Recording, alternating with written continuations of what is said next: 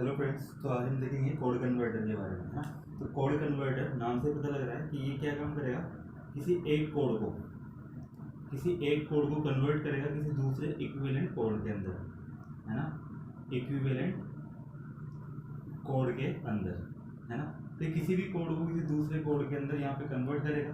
Code converter एक combination circuit है, और कॉम्बिनेशन सर्किट क्या होता है ये हम पिछले वीडियोस में देख चुके हैं, है ना। तो ये किसका एग्जांपल है, आपके कॉम्बिनेशनल सर्किट का।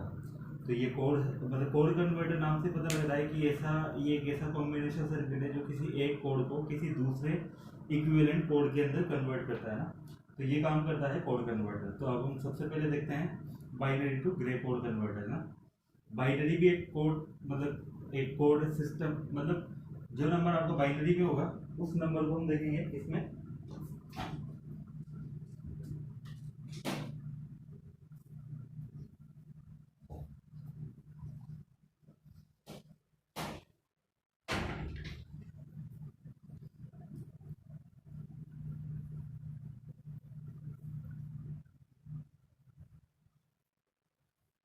ठीक है, तो हम देखेंगे बाइनरी टू ग्रे कोड। देखिए, बाइनरी नंबर तो आप जानते हैं कि जैसे हम 4 डिजिट किसी बाइनरी नंबर की बात करें तो 4 डिजिट बाइनरी नंबर, जैसे मैंने ये ले लिया, इसमें ये सबसे क्या है, एमएसबी, और ये वाली बिट कौन सी है, एलएसबी। अब अगर इसको मुझे ग्रे कोड में कन्वर्ट करना हो तो ग्रे कोड किस प्रकार से जनरेट होता है। देखिए, हम सबसे पहले एमएसबी को एज इट इज यहाँ पे उठा के रख देंगे 1।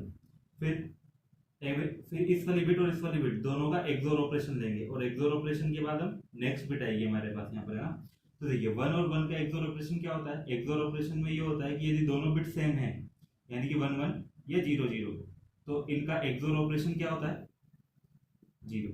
और यदि दोनों डिफरेंट है ना, दोनों सेम नहीं होनी चाहिए, तो इनका एक्सोर ऑपरेशन कितना होता है, ये 1।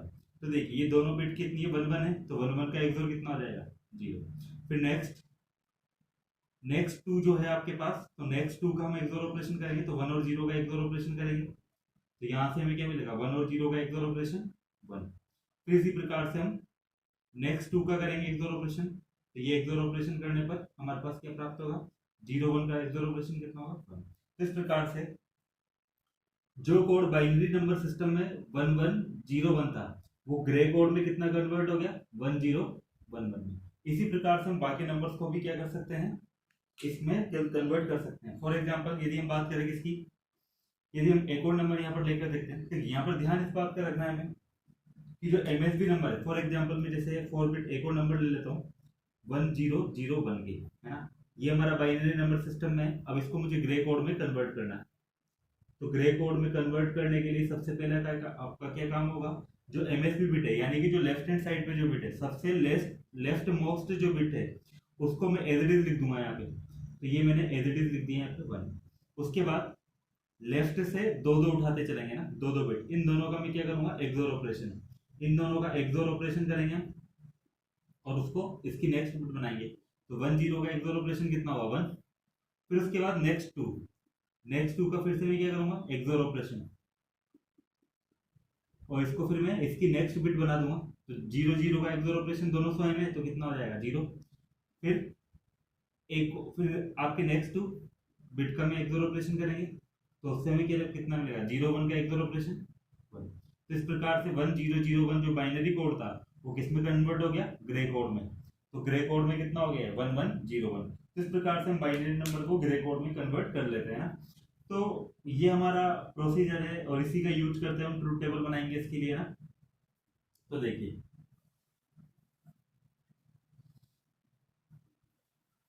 तो एक चीज का ध्यान रखिएगा कि यदि आपका मतलब बाइनरी नंबर कोड जितनी लेंथ का होगा, ग्रे कोड भी उतनी लेंथ का होगा। जैसे ये 4 बिट का है, तो यहाँ पर ग्रे कोड भी कितने बिट का जनरेट हो रहा है, 4 बिट का, है ना।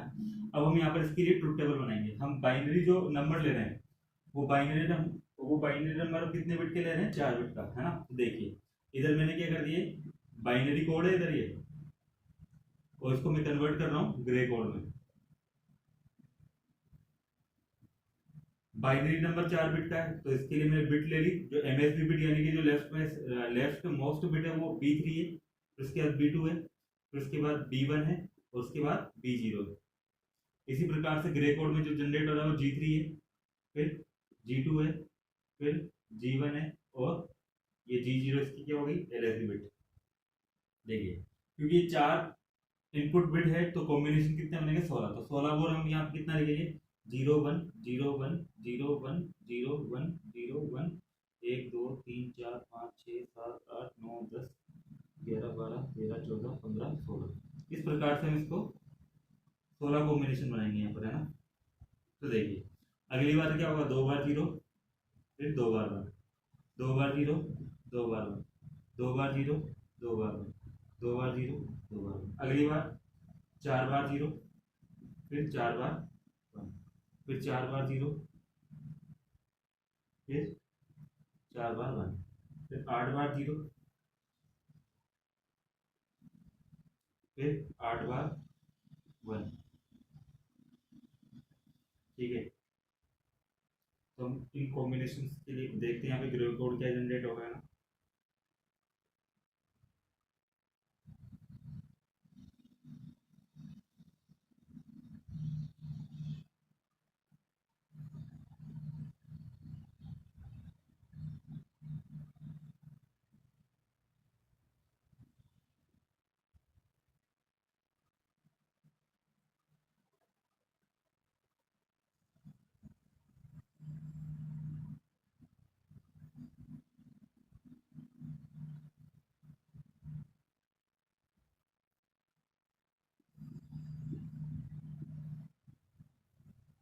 ठीक है, तो यहाँ पर हम ग्रे कोड को कन्वर्ट करते हैं ना इसमें। तो यहाँ देखिए सीधी सी बात थी, जो एमएसबी बिट थी वो तो as it is Gray code में आती, तो जो आपकी एमएसबी बिट है वो एज इट इज यहाँ पर आ जाएगी, है ना।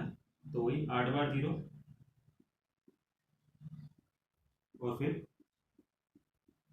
1 1 1। उसके बाद देखिए G2 जो प्राप्त होगा कैसे प्राप्त होगा, B3 और B2 का XOR ऑपरेशन के द्वारा। तो देखिए यहाँ पे इन 4 बिट के लिए देखिए इन चारों कॉम्बिनेशन के लिए कितने दोनों बिट 0 0, तो 0 0 का XOR 0, 0 0 का XOR 0, 0 0 का XOR 0, 0 0 का XOR 0। तो यहाँ पे 4 बार तो कितना जनरेट हो जाएगा, 0। फिर उसके बाद देखिए अगला 4 जो है 0 1 0 1 0 1 0 1, तो 0 1 का XOR ऑपरेशन कितना होगा, 1, फिर 0 1 का 1, फिर 0 1 का 1, फिर 0 1 का 1, तो 4 बार 1।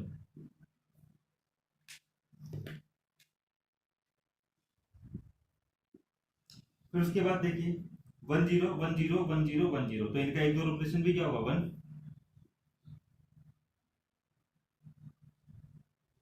ठीक है, फिर उसके बाद 1 1 1 1 1 1 1, तो इनका XOR ऑपरेशन 0 के फॉर्म में आएगा।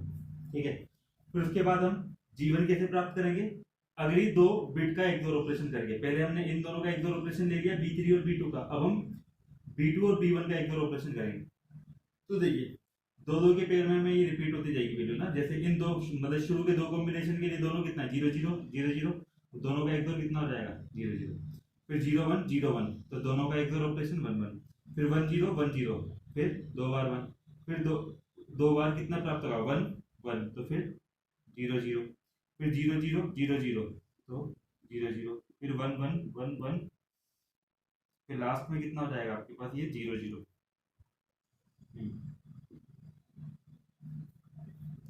इस प्रकार से हमें कॉम्बिनेशन, इसी प्रकार से हमें जब जी 0 वाली बिट यानी कि इसकी एलएसबी बिट प्राप्त करेंगे तो कैसे करेंगे, B1 और B0 का XOR ऑपरेशन करेंगे।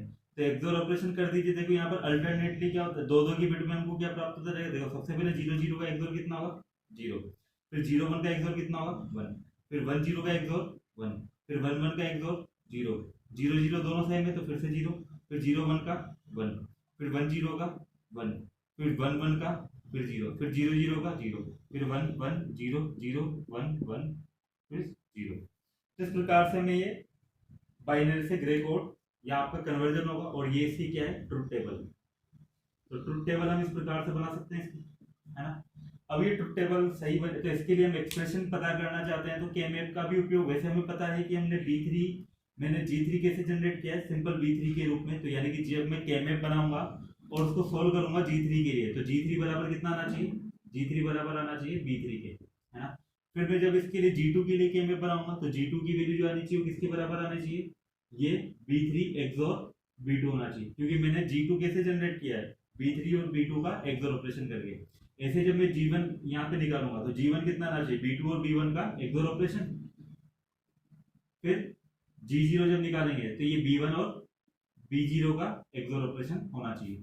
तो इस प्रकार से हमें ये प्राप्त होनी चाहिए। तो हम एक बार केएमएफ बनाकर देखते हैं कि यही वैल्यूज हमें प्राप्त हो रही है। वैसे होगी क्योंकि टेबल ही हमने इसके अकॉर्डिंग जनरेट किया है। तो एक बार हम इसके लिए क्या बनाते हैं, केएमएफ बनाते हैं।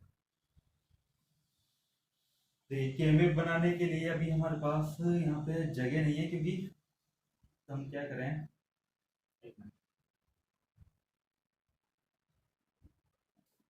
हम यहाँ पे लिख लेते हैं कि G3 के अंदर कहाँ कहाँ पर बनाएगा, है ना। जैसे सबसे पहले यहाँ पे G3 के लिए लिख लेता हूँ, G3, G2, G1 और G0। G3 के लिए मिन टर्म कितनी देखिए, अगर जैसे मैं बाइनरी नंबर के अंदर जो कॉम्बिनेशन बनता है वो कैसे बनता है, सबसे पहला कॉम्बिनेशन किसको रिप्रेजेंट करता है, 0 को, है ना। फिर अगला कॉम्बिनेशन 1 को, फिर 2 को, फिर 3, 4, 5, 6, 7, 8, 9, 10, 11, 12, 13, 14 और ये 15। अब आप यहाँ देखिए G3 के लिए जब हम देखेंगे तो ये 1 कहाँ पर है, 1 आपके 8 मतलब 8 से लेकर पूरा 15 तक है ना, 8, 9, 10, 11। तो यहाँ पे मैं लिख सकता हूँ इसके लिए मिन टर्म्स कितनी होगी, 8, 9, 10, 11, 12, 13, 14 और ये 15। फिर हम G2 के लिए अगर बात करें तो G2 के लिए 1 कहाँ पर है, देखिए ये है आपका 4 से लेकर 11 तक, है ना। तो G2 है आपका 4, 5, 6, 7, 8, 9, 10, 11 तक ही था। उसके बाद G1 की बात करते हैं। G1 देखिए कहाँ कहाँ पर बने, 4 तो यहाँ पर बने, तो ये 4 कहाँ से है, 2 से लेकर, है ना, 2 से लेकर 3, 4, 5 तक। तो 2, 3, 4, 5। फिर आगे 1 कहाँ है, यहाँ पे इस जगह से, यानी कि 10 से लेकर 13 तक। फिर 10, 11, 12, 13। इसी प्रकार से हम आगे यहाँ पर देखेंगे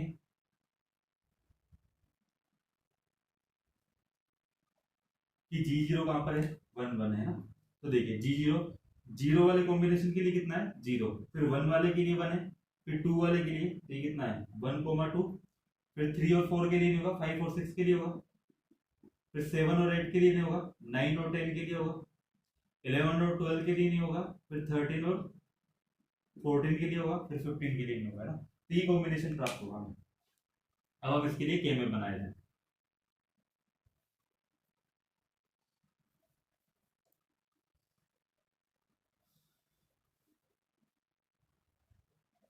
तो देखिए सबसे पहले मैं G3 के लिए केएमएफ बना रहा हूँ, G3 के लिए केएमएफ।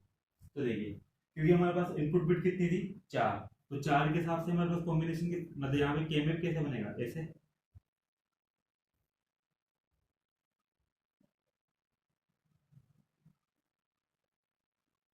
और यहाँ पर देखिए हमारे पास जब हमने कोड बनाया था तो B3 को MSB बनाया था, और B2 फिर B1 और फिर B0।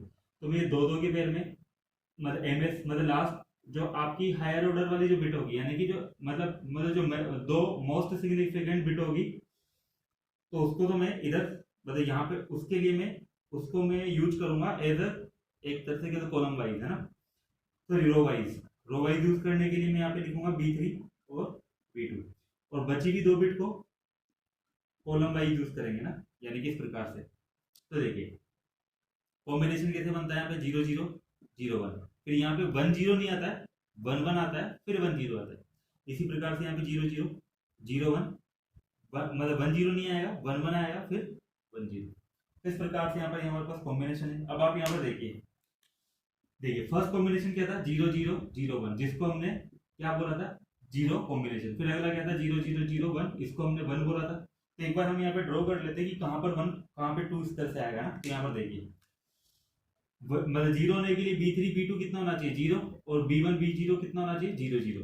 तो वो आपके 0 मतलब B3 B2 वाली लाइन कौन सी है, 0, 0 वाली, ये वाली। तो यानी कि ये कैसे बनेगा, 0। अच्छा एक और बार बना देता हूँ यहाँ पे, फिर 1, 0 और 0, 0, 1, 1। तो ये बन जाएगा आपका 0 1 2 और ये 3। तो आप देखिए 0 0 0 0, तो ये किसको रिप्रेजेंट कर रहा है? 0 को। फिर 0 0 0 1 ये 1 को। फिर 0 0 1 1 0 0 1 1 किसको रिप्रेजेंट कर रहा है? 3 को। तो यहाँ पे 3 आएगा, फिर यहाँ 2 आएगा। ठीक है, फिर आप देखिए अगला कितना आ जाता था? 0 1 0 0, ये रिप्रेजेंट करता था 4 को। तो 0 1, तो ये 4 हो जाएगा, फिर ये 5 हो जाएगा, फिर ये 6 नहीं होगा, अगला 6 होगा, फिर ये 7। फिर इसी प्रकार से 8 यहाँ पे नहीं होगा, क्योंकि देखा अगर 1 0 यहाँ पर होता तब 8 यहाँ पर होता, क्योंकि जब मैं 8 के लिए निकालता हूँ कोड, तो 8 का कोड ये वाला होता है ना, 1 0 और 0 0। तो 1 0 वाली लाइन तो ये वाली रो है ना, तो 8 हमारा यहाँ से आएगा, फिर 9, ये 10 नहीं होगा, 10 ये होगा, फिर ये 11, फिर ये 12, फिर ये 13, फिर ये 14 और फिर ये 15। इस प्रकार से ये जो ब्लॉक होंगे वो इन कॉम्बिनेशंस को रिप्रेजेंट करेंगे ना। तो आपको बात समझ में आ रही होगी। तो मतलब 4:4 वाले के मैप के लिए हम क्या काम करेंगे, सॉरी हाँ, तो इसके लिए हम क्या काम करेंगे, 4 इनपुट वाले के मैप के लिए 0 1 2 3 4 5 6 7। फिर 8 इस वाली रो से नहीं आएगा, क्योंकि देखो 8 यहाँ पे तब आता है जब मैं यहाँ पे 0 1 की जगह यहाँ पे 1 1 की जगह क्या काम मिला था, 1 0 है ना। लेकिन 1 0 वाला मैंने नीचे वाली रो में शिफ्ट किया, तो यहाँ पे 7 के बाद 8 कहाँ आएगा, यहाँ पे 8 9 10 11, फिर 12 13 14 15। ठीक है, इस प्रकार से। तो अब एक आपको पता लग गया होगा कि ये किस प्रकार से चल रहा है ना। या इसको मैं रहने देता हूँ, एक दूसरी जगह के मैप बनाता हूँ ना, इधर बनाए देखिए 0 1 2 3, इधर मैं के मैप इधर जनरेट कर देता हूँ ना।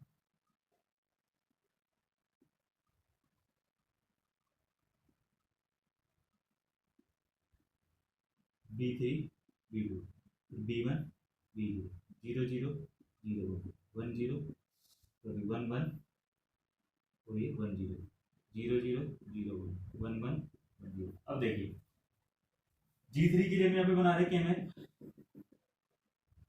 तो कैसे बनाएंगे? G3 के लिए देखिए अपन कहाँ पढ़ते हैं, 8वें, अब 8वें कॉम्बिनेशन पे, 9वें 10वें 8 से 15 तक थे। अब 8 कहाँ पर आ रहा है इसमें, यहाँ पे, तो 8 पे 1, फिर 9 पे, फिर 10 पे, फिर 11 पे, फिर 12 पे, फिर 13 पे, फिर 14 पे और ये 15। इस प्रकार से आ रहा है ना। अब आप यहाँ पर देखिए हम कॉम्बिनेशन कितने के बनाते हैं, तो 16 के, उससे छोटा 8 का, उससे छोटा 4 का, उससे छोटा 2 का, उससे छोटा 1 का। अब आप यहाँ पर देखिए हमारे पास 1 की संख्या कितनी है, 8। हम चेक करेंगे कि 8वां एक साथ कॉम्बिनेशन बन सकता है नहीं बन सकता, तो हाँ बन सकता है, क्योंकि सब एक दूसरे के एडजेसेंट ही है ना। तो हम इसका पूरे मतलब 8 का एक साथ एक ग्रुप बना रहे हैं। जब इनका एक ग्रुप बन गया है तो ये G3 बराबर कितना हो जाएगा हमारे पास, G3 बराबर हो जाएगा, देखिए यहाँ पे इसके अंदर हम चेक करेंगे कौन से एलिमेंट चेंज नहीं हो रहे हैं, है ना।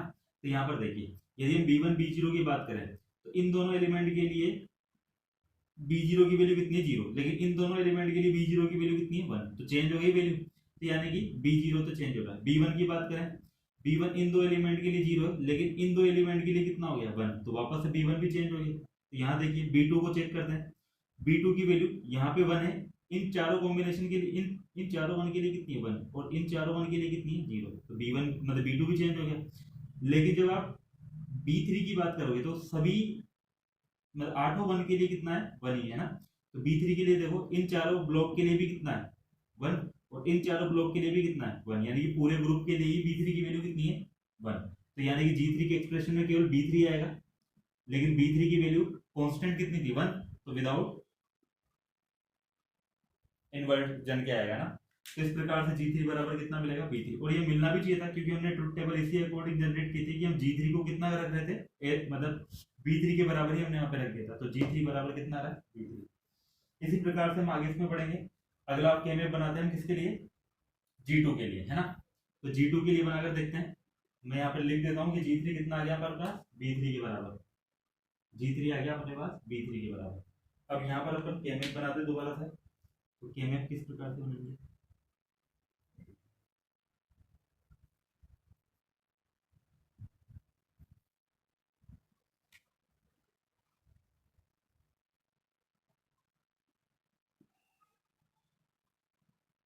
ठीक है।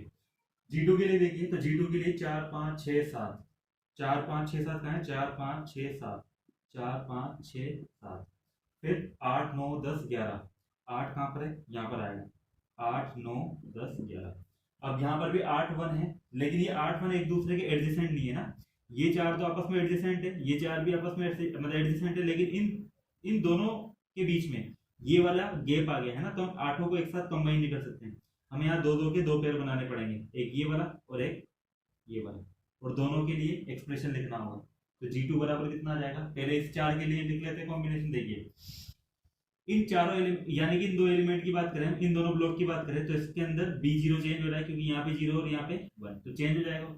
इन दोनों की बात करेंगे तो यहाँ पे B1 कितना है 0 और यहाँ पे B1 कितना है 1, तो ये भी चेंज हो जाएगा ना, चेंज क्या नहीं रहेगा 0 1, तो B3 की वैल्यू तो कितनी रहेगी इसके लिए 0 और B2 की वैल्यू कितनी रहेगी 1, क्योंकि B3 0 है तो B3 इन्वर्टेड फॉर्म में आएगा और डॉट B2 किस फॉर्म में आ जाएगा, विदाउट इन्वर्टेड, फिर plus.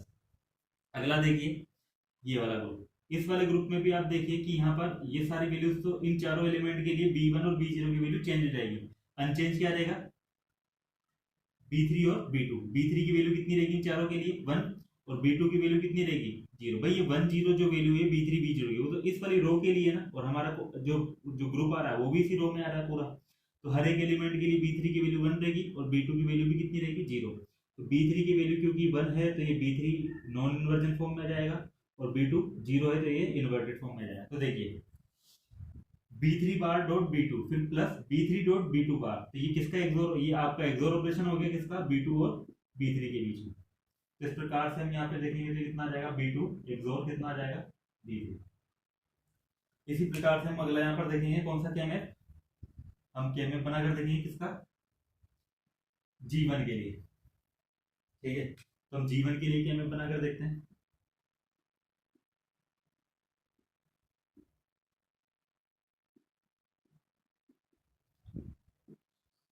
B3 B2 B1 B0 0 0 0 1 1 1 1 0 तो 0 0 0 1 1 1 1 0, ठीक है। कितने बड़े 2 3 4 5 2 3 2 3 4 5 4 5 फिर 10 11 10 कहाँ पर है 10 सॉरी 10 11 फिर कितना है 12 13 12 13 का है यहाँ पर 12 13, देखिए यहाँ पर क्या होगा इन चारों का एक पेयर बन जाएगा। अब देखिए एक्चुअली होता क्या है केमेप के अंदर ये वाला मतलब ये वाली रो जो होती है इसके एडजेसेंट ये वाली रो तो होती है, इसके साथ साथ ये वाली भी इसके एडजेसेंट होती है। क्यों, क्योंकि जब एक्चुअली हम इस केमेप में क्या कर सकते हैं इसको इस प्रकार समझ सकते हैं कि अगर मैं इसको ऊपर से ऐसे फोल्ड करूंगा तो जब इसको पूरा फोल्ड किया जाएगा तो ऊपर वाली रो नीचे वाली रो के एडजेसेंट आ जाएगी ना, आ जाएगी ना। जैसे आप खुद थोड़ा इमेजिन करके देखिए कि अगर जैसे ये आपके पास ये पूरा केमेप है, अगर मैं इसको यहाँ से ऊपर और नीचे दोनों तरफ से फोल्ड करूंगा तो पीछे से दोनों क्या जाएगी ऊपर वाली रो नीचे वाली रो एक दूसरे के एडजेसेंट आ जाएगी ना, तो इसलिए ये वाली रो इस वाली रो के एडजेसेंट होती है। इसी प्रकार से इस केमेप को अगर मैं इस प्रकार से फोल्ड करूंगा यानी कि ये ऐसे इसको इस प्रकार से फोल्ड करूंगा तो इधर वाला कॉलम और इधर वाला कॉलम भी पीछे जाके एक दूसरे के एडजेसेंट आ जाएगा। तो ये ध्यान रखिएगा केमेप में ये रो इस वाली रो के एडजेसेंट होती है, ये वाला कॉलम इस वाले कॉलम के एडजेसेंट होता है। तो यहाँ पर देखिए ये 1 1 और ये 1 1 दोनों एक दूसरे के एडजेसेंट है ना, क्योंकि जब मैं इसको फोल्ड कर दूंगा तो ये रो इसी के मैं इसको फोल्ड करके लेकर जाऊंगा तो ये वाली रो ऊपर की तरफ आ जाएगी ना फोल्ड होने के बाद, है ना। तो इन चारों का अपना एक कॉम्बिनेशन बन जाएगा, ठीक है। तो दो कॉम्बिनेशन बनेंगे यहाँ पे, इन चारों का एक और इन चारों का एक। तो जब इसके लिए एक्सप्रेशन लिखेंगे किसके लिए G1 के लिए, तो ये G1 बराबर कितना आएगा पहले इस 4 के लिए हम देखते हैं। इस 4 के लिए देखिए B3 की वैल्यू इसके लिए तो कितनी है 0 और इसके मतलब इन दोनों एलिमेंट के लिए कितनी है 1, तो B3 तो चेंज हो गया है ना। अनचेंज क्या रहा है यहाँ से B2 क्योंकि इन दोनों के लिए भी 1 है और इन दोनों के लिए भी 1 है, तो B2 क्योंकि 1 है तो B2 नॉन इन्वर्टेड फॉर्म में आ जाएगा। इसी प्रकार से यहाँ देखिए इन दोनों के लिए तो B0 की वैल्यू कितनी है 0 और इन दोनों के लिए B0 की वैल्यू कितनी है 1, तो ये तो चेंज हो गया 0 से 1 हो गया। लेकिन B1 की वैल्यू कितनी है इन दोनों के लिए 0 और इन दोनों के लिए भी 0, तो यहाँ पर B0 आपका कितना आ जाएगा सॉरी B1 आ जाएगा इन्वर्टेड फॉर्म में। फिर प्लस इन चारों के लिए देखिए सबसे पहले B3 मतलब B2 को चेक करते हैं। यहाँ पर देखिए इन दोनों के लिए B3 की वैल्यू कितनी है 0 और इन दोनों के लिए B3 की वैल्यू कितनी है 1, तो B3 तो चेंज हो गया दोनों के लिए, है ना, मतलब इस ग्रुप में। तो यहाँ B3 तो आएगा नहीं, इन दोनों के लिए B2 की वैल्यू कितनी है 0 और इन दोनों के लिए B2 की वैल्यू कितनी है 0, तो दोनों इन चारों एलिमेंट के लिए B2 की वैल्यू सेम रही, कितनी रही 0 रही, तो B2 किस फॉर्म में आ जाएगा इन्वर्टेड फॉर्म में। इसी प्रकार से अगर हम ऊपर से B1 B2 को चेक करें तो देखिए यदि बी जीरो की वैल्यू चेक करें तो इन दोनों एलिमेंट के लिए तो कितनी है, जीरो, और इन दोनों एलिमेंट के लिए कितनी है, वन। तो वन से जीरो हो गई, चेंज हो गई, तो बी जीरो एक्सप्रेशन में नहीं आएगा। बी वन को देखिए, इन दोनों एलिमेंट के लिए कितनी है, वन, और बी वन की वैल्यू इन दोनों के लिए भी कितना है, वन। तो दोनों सेम है आपका, तो सेम है तो यानी कि बी बना जाएगा। तो वापस ही किसका एक्सप्रेशन हो गया, बी वन और बी टू का एक्सोर ऑपरेशन। इसी प्रकार से जब हम जी जीरो के लिए निकालेंगे B one XOR B two, इसी प्रकार से जब मैं जी जीरो के लिए केमेप बनाएंगे उसी प्रकार से, तो एक्सप्रेशन क्या आएगा, B one XOR B zero, ये आ जाएगा। आप एक बार करके देखना है, केमेप की प्लॉटिंग करके देखना, आपके पास आ जाएगा एक्सप्रेशन। ठीक है, तो इस प्रकार से आपके पास ये आ जाएगा एक्सप्रेशन, आ गया लॉजिकल एक्सप्रेशन। और वैसे भी आने ही थे, क्योंकि हमने केमेप जो बनाया इसके लिए ट्रुथ टेबल जो बनाई थी वो इन्हीं लॉजिक इक्वेशंस को यूज करके हमने बनाई थी ना। अब अगर इसका लॉजिक डायग्राम हम देखें तो सिंपल सा है। जैसे हमारे पास B3 जो है, हमारे पास जो MSB बिट है, तो B3 जो होगी, तो B3 को तो मैं एज इट इज G3 को दे दूंगा, है ना। लेकिन जब बी G2 की बात करेंगे तो G2 किस तरह से मिलेगा, B1 और B3 के, सॉरी B2 और बी B2 और B3 के एक्सोर ऑपरेशन के द्वारा आपको प्राप्त होगा। तो ये एक्सोर ऑपरेशन होगा, फिर आपको क्या मिलेगा, G2। देखिए यहाँ पे B3 यहाँ से आया और B2 यहाँ से आया, है ना, तो उससे एक्सोर ऑपरेशन मिलेगा। फिर उसके बाद एक्सोर ऑपरेशन होगा किसका, G1 प्राप्त करने के लिए क्या होना चाहिए, G1 प्राप्त करना है तो B1 और B2 का एक्सोर होना चाहिए। तो B2 से फिर से मैं एक लाइन यहाँ से निकाल दूंगा, और ये यहाँ से क्या जाएगा, B1, तो इससे क्या बन जाएगा, G1। फिर इसी प्रकार से अगर मुझे क्या लेना है, जी जीरो वाली बिट चाहिए, तो उसके लिए एक्सोर ऑपरेशन B1 और B2 के बीच में होना चाहिए, B जीरो के बीच में। तो इस प्रकार से ये पूरा ब्लॉक किसको रिप्रेजेंट करेगा, बाइनरी से ग्रे कोड कन्वर्जन के अंदर, है ना। तो यहाँ पर ये बाइनरी बिट हो गई और यहाँ पर ये आपको ग्रे कोड बिट मिल जाएगी। तो इस प्रकार से हमारा कन्वर्जन है कौन सा, binary to Gray code conversion. इसी प्रकार से हम ग्रे टू बाइनरी मतलब बाइनरी भी कर सकते हैं, तो उसको हम एक बार देख लेते हैं। ग्रे कोड से हम बाइनरी कोड किस प्रकार से, मतलब किस प्रकार से कन्वर्ट करेंगे। ठीक है, तो सेम ही है, बस उल्टा ही तो करना है ना। ग्रे कोड से हम कन्वर्ट करना चाहते हैं बाइनरी कोड। तो देखिए ट्रुथ टेबल किस प्रकार से बनाओगे, वही अपन तो बाइनरी से ग्रे कोड में ही कन्वर्ट करेंगे ट्रुथ टेबल बनाते टाइम, है ना। तो हम थोड़ा स्मार्टली वर्क करेंगे। भाई इनपुट हमारा क्या है, ग्रे कोड, तो मैंने इनपुट को इधर शो कर दिया ग्रे कोड बिट को, G3 G2 G1 और G0। इसी प्रकार से मैं इधर बाइनरी कोड, मतलब यहाँ पे बाइनरी बिट्स को रिप्रेजेंट कर दूंगा B3 B2 B1 और B0।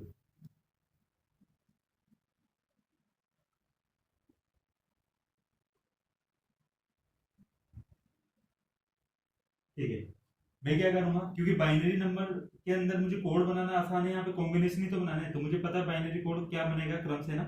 तो मैं यहाँ पर पहले, मतलब जैसे मैं, वैसे तो क्या होना चाहिए था, पहले मुझे ग्रे कोड लिखने चाहिए थे, फिर उसके अकॉर्डिंग यहाँ पे बाइनरी कोड जनरेट करने चाहिए थे, लेकिन हम इतना नहीं करेंगे।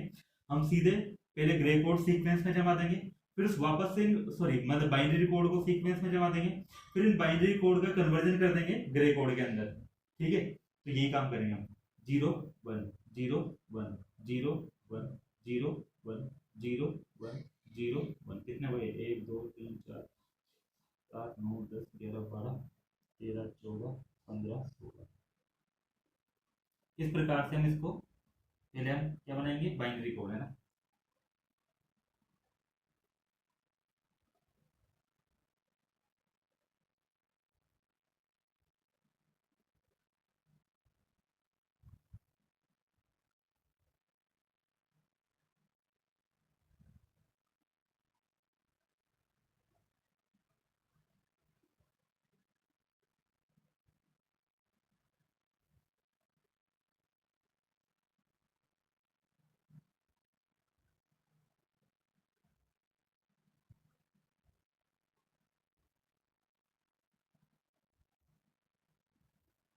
ठीक है, तो हम बनाते हैं फिर 2 बार 0 2 बार 1, 2 बार 0 2 बार 1, 2 बार 0 2 बार 1, फिर 2 बार 0 2 बार 1, फिर 4 बार 0 4 बार 1, 4 बार 0, फिर 4 बार 1, फिर 8 बार 0,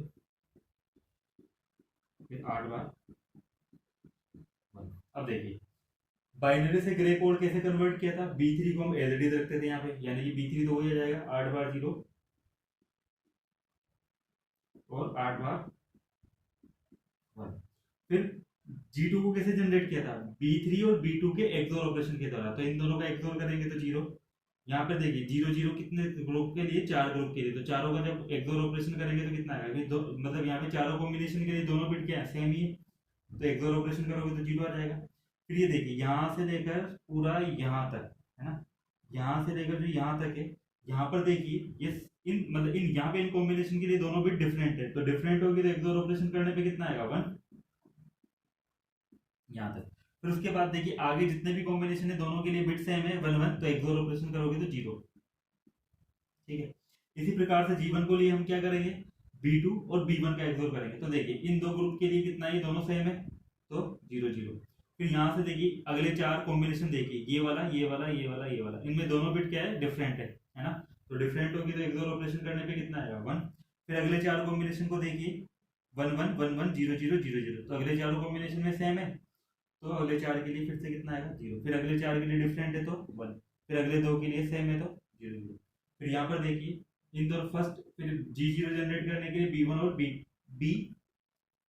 B1 और B0 के बीच का एक्सोर ऑपरेशन करेंगे ना, तो 0 0 का एक्सोर ऑपरेशन करोगे तो 0। फिर देखिए अगले 2 कॉम्बिनेशन का देखोगे तो दोनों कॉम्बिनेशन में दोनों क्या है, डिफरेंट है, और डिफरेंट है तो यहाँ पर इसका जब एक्सोर ऑपरेशन करोगे तो 1 1 आ जाएगा। फिर यहाँ पर अगले 2 कॉम्बिनेशन के लिए देखो ये दोनों सेम है, तो फिर 0 0, फिर अगले 2 के लिए 1 1, फिर अगले 2 के लिए 0 0, फिर 1 1, फिर 0 0, फिर 1 1, फिर 0, इस प्रकार।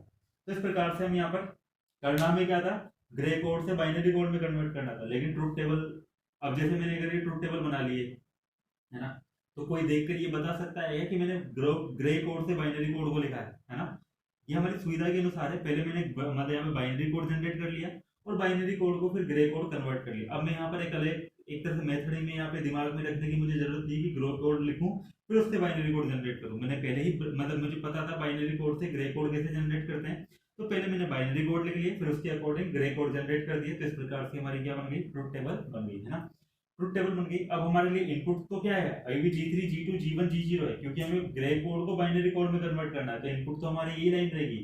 तो हम केमएफ बनाएंगे अब किसके लिए, B3 के लिए, B2 के लिए, B1 के लिए और B0 के लिए, इस प्रकार से हम इनके लिए केमएफ बनाएंगे ना। तो यहाँ पर देखो केमएफ बनाने के लिए वापस हम लिख लेते हैं कि B3 वगैरह में, B3 में क्या क्या आ रहे हैं, B3 किस किस कॉम्बिनेशन के लिए है ना, तो यहाँ पर देखिए यहाँ पर कॉम्बिनेशन से काम नहीं चलेगा क्योंकि सीक्वेंस में नहीं है ना कॉम्बिनेशन के रिकॉर्ड में। एक मिनट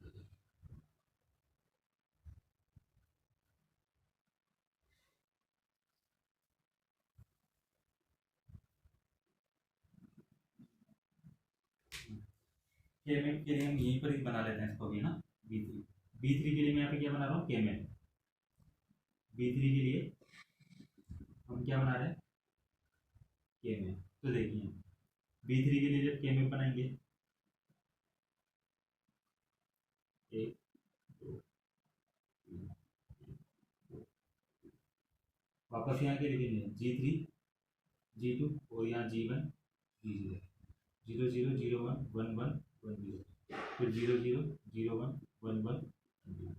अब हम यहाँ पर 1 प्लॉट करेंगे किसके लिए, इसके लिए। तो देखिए इन 8 कॉम्बिनेशन के लिए, इन 8 कॉम्बिनेशन के लिए आपका मतलब B3 क्या है, 1 है, तो हम इन कॉम्बिनेशन के लिए इसको प्लॉट करेंगे। तो फर्स्ट कॉम्बिनेशन देखो 1 1 0 0, तो 1 1 वाली रो कौन सी, ये वाली, और 0 0 वाली कौन, तो यहाँ पर बना देगा।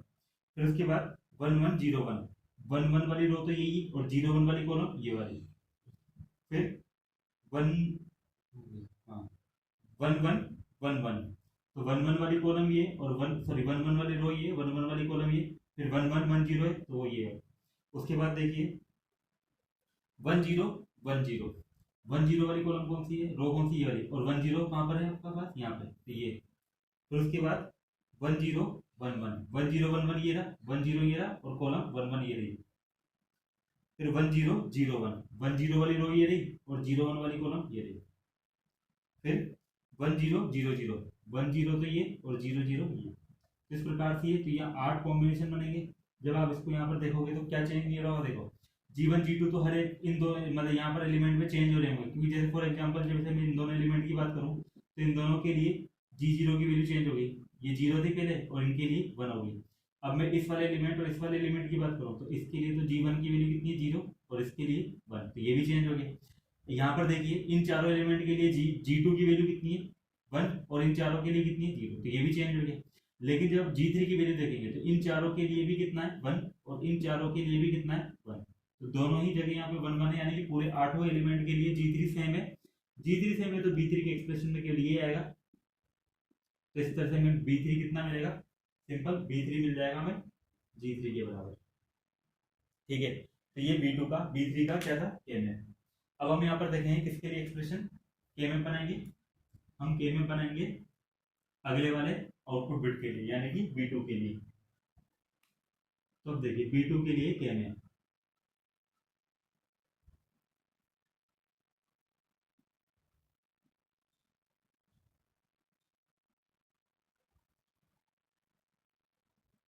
G3 G2 G1 G0 0 0 0 1 1 1 1 0 0 0 0 1 1 1 1 0। ठीक है, B2 के लिए के में बनाएंगे तो पहले देखते हैं B2 में कहाँ कहाँ पर बने। देखिए इन चारों कॉम्बिनेशन में बने यहाँ पे, तो मैं एक बार यहाँ पे बता देता हूँ कोई कॉम्बिनेशन कौन से, यहाँ से लेकर इस वाले कॉम्बिनेशन तक बने, है ना, यही चारों के लिए कॉम्बिनेशन है ना वन। और इधर की साइड,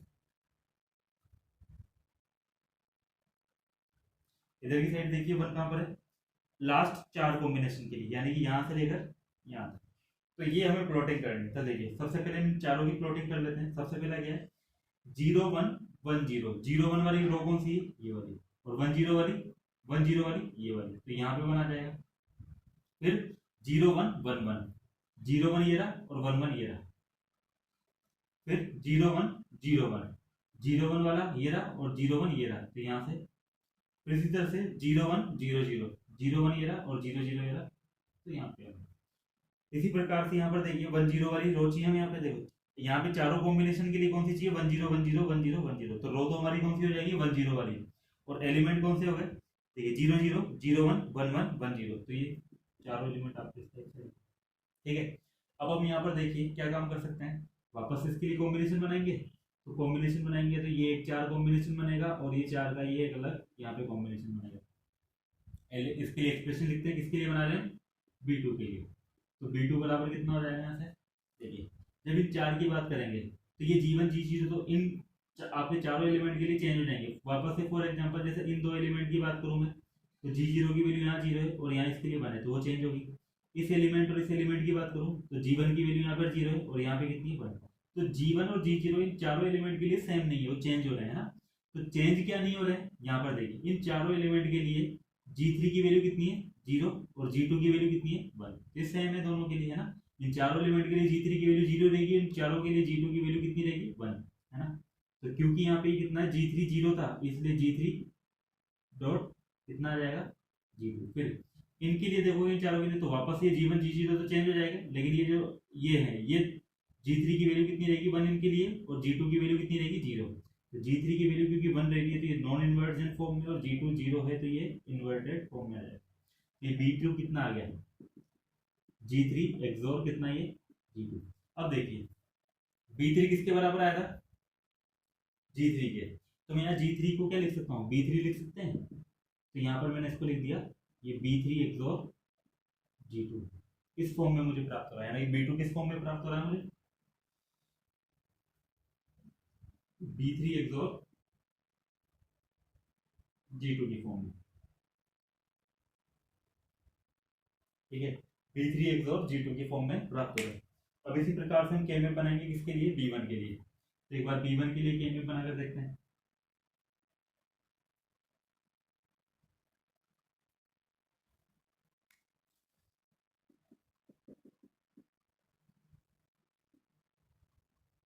तो यहाँ पर देखिए B1 के लिए के में कैसे बनाएंगे आप,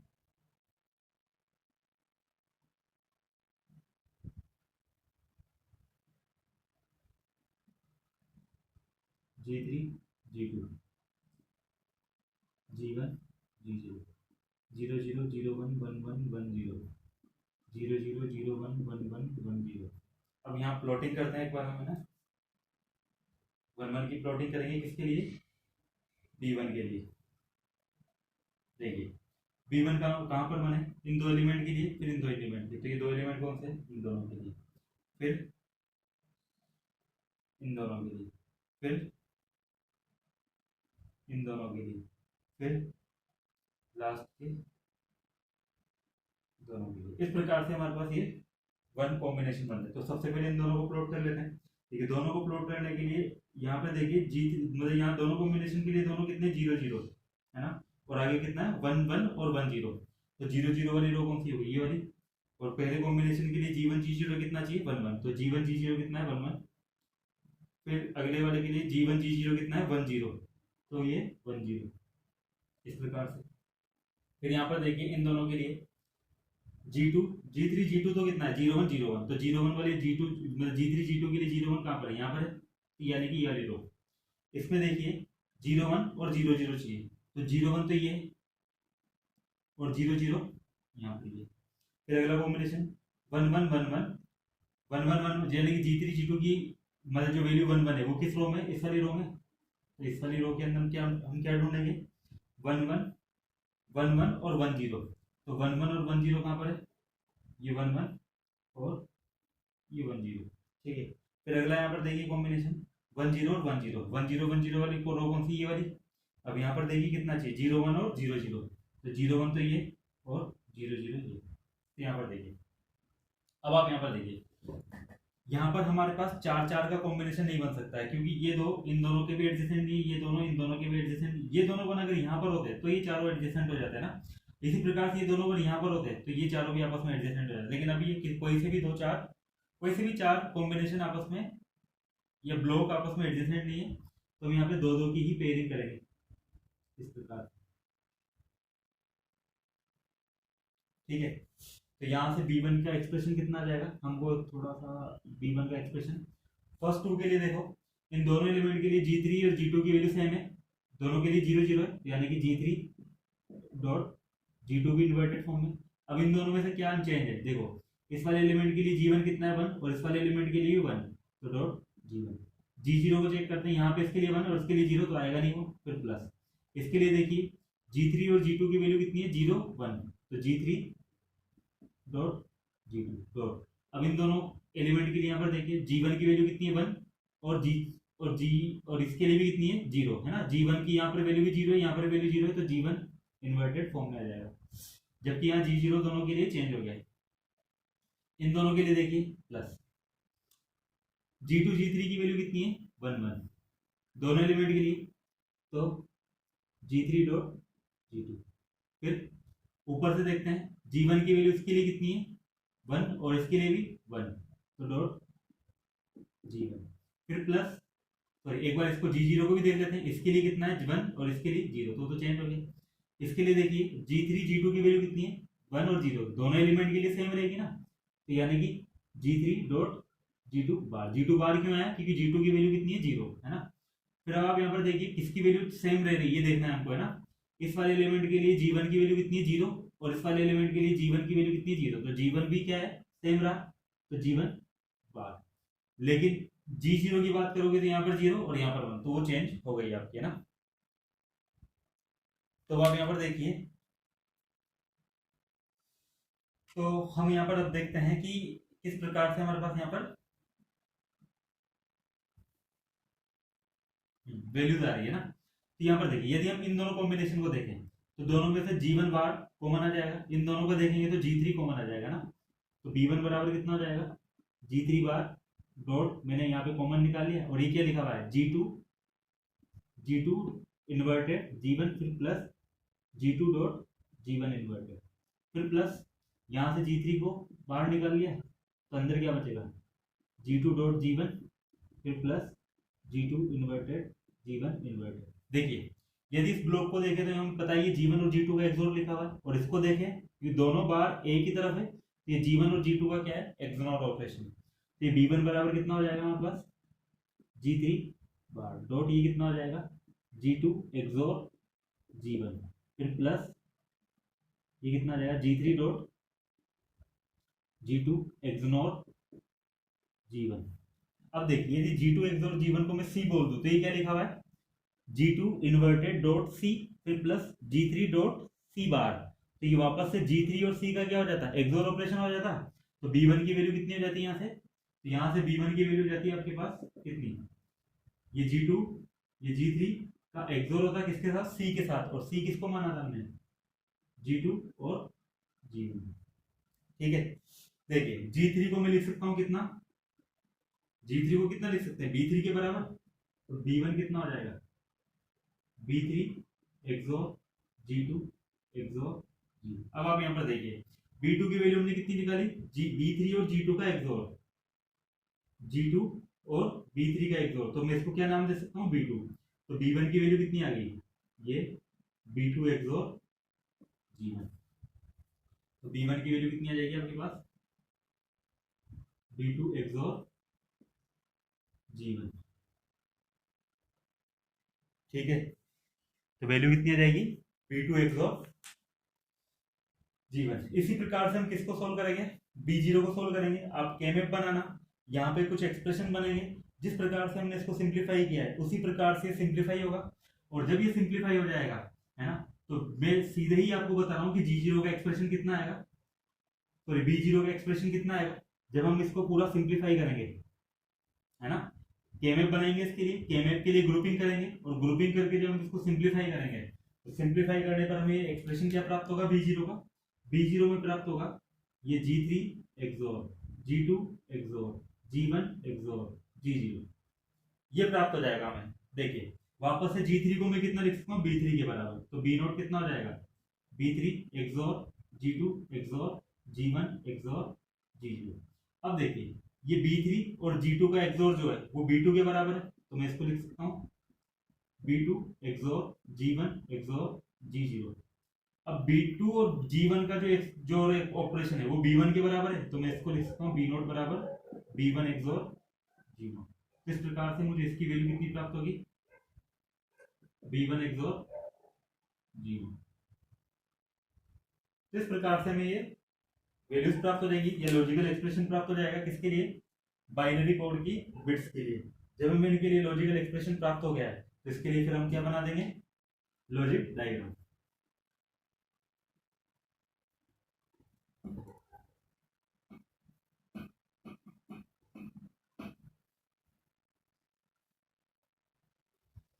तो सबसे पहले देखिए मैं यहाँ पे एक बार लिख देता हूँ दोबारा, B3 कितना प्राप्त हुआ, G3 के, B2 कितना प्राप्त हुआ, G2 एक्सोर B3, फिर B1 कितना प्राप्त हुआ, G1 एक्सोर B2, और फिर B0 कितना प्राप्त हुआ, G0 एक्सोर B1।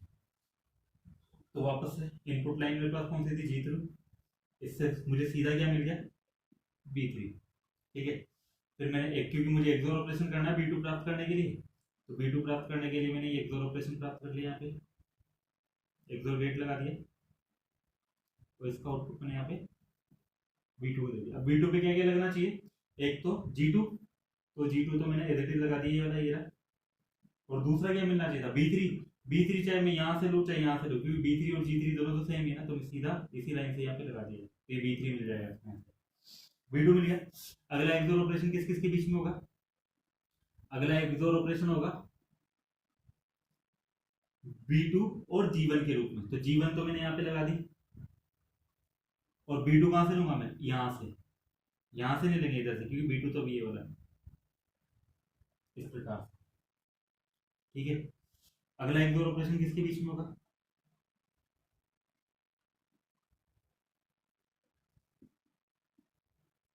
G0, तो G0 लाइन तो मैंने यहाँ इनपुट से ले ली, और B1 कहां से लूंगा, यहां से। इस प्रकार से हमारा क्या बन जाएगा, ग्रे कोड से बाइनरी कोड कन्वर्जन।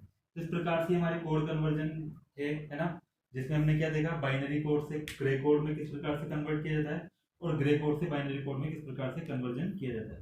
तो आज के लिए थैंक यू।